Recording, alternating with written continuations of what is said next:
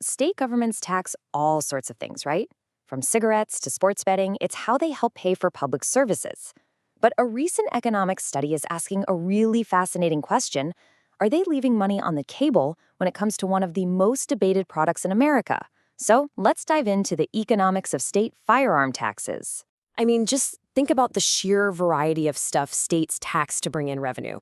You've got cigarettes, alcohol, cannabis is a big one now, gasoline, even sports betting.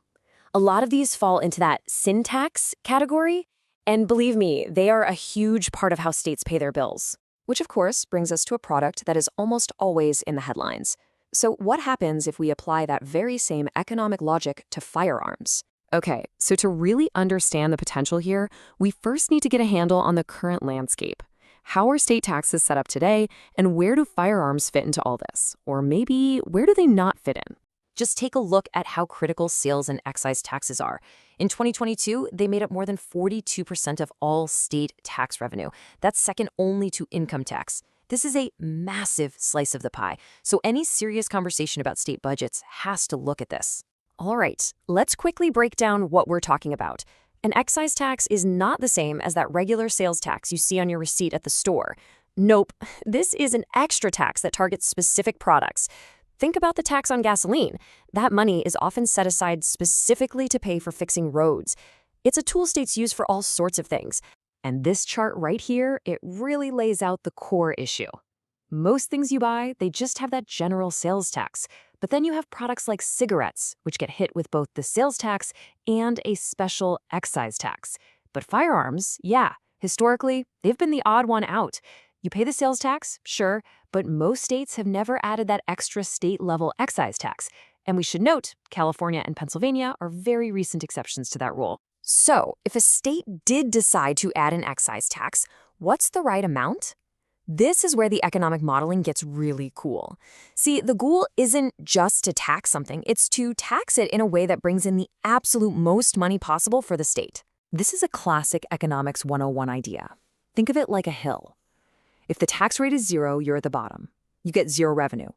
As you start raising the tax, you start climbing the hill and revenue goes up. But if you raise the tax too high, say to 100%, sales will probably crater and you slide right back down the other side of the hill to 0 revenue again.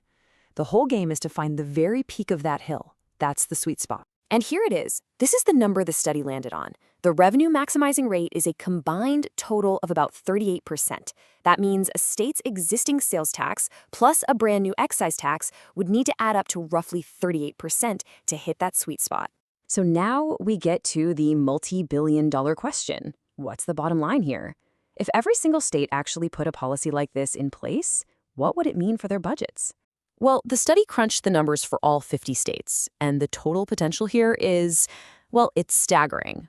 $1.3 billion. That's the study's estimate for how much new revenue states could collectively pull in every single year if they all set their tax rates on firearms and ammo to that revenue maximizing level. But, and this is a really crucial piece of the puzzle, it's not that simple. Maximizing state revenue would create a ripple effect. The model predicts that higher state taxes would mean fewer sales overall. And that, in turn, means the federal government, which has its own firearms tax, would collect about $564 million less each year. That's a pretty significant trade-off. Now, the study is realistic. The researchers know that trying to set a 38% tax might be a really tough sell politically in a lot of places. So, they looked at the whole thing from a different, maybe more practical angle. Instead of chasing that perfect theoretical maximum, the study asked a different question.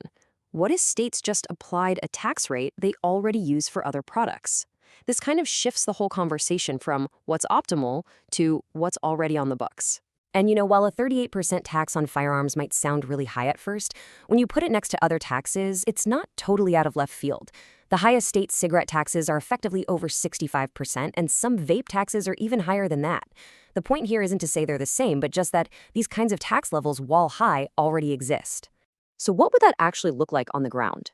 Well, the study found that for most states, using their existing cigarette tax rates would be the most profitable option. For a whole range of states, we're talking places as different as Texas and Montana, this approach could still bring in tens of millions of dollars in new revenue year after year. And that was really the big takeaway from this part of the analysis. When they compared it to existing taxes on gasoline, sports betting, cannabis, and more, it was the cigarette tax model that gave the biggest revenue boost for a clear majority of states, 32 of them to be exact. Of course, moving from an economic model to real-world policy is never, ever simple. And the study is very clear about the big challenges and caveats that come with all of this. And the study is honest about these hurdles. First, you've got political feasibility. Gun culture is wildly different from state to state. Any new tax would almost certainly face legal challenges, like we're already seeing in California. On a practical level, you've got the risk with cross-border shopping, where people just drive to a lower tax state. And finally, there's a limitation in the data itself. In fact, the study's author, Joseph Eisenhower, points this out directly. The model has to use national estimates for key variables because detailed state-specific data just isn't available. So it's a really honest admission, right? The actual results in any one state could definitely be different. It's an important thing to remember. So in the end, that's what this all boils down to. The economics suggests that states are leaving a significant amount of potential revenue on the table. But the real question isn't just about the numbers on a spreadsheet. It's about what voters and policymakers will ultimately decide is politically possible.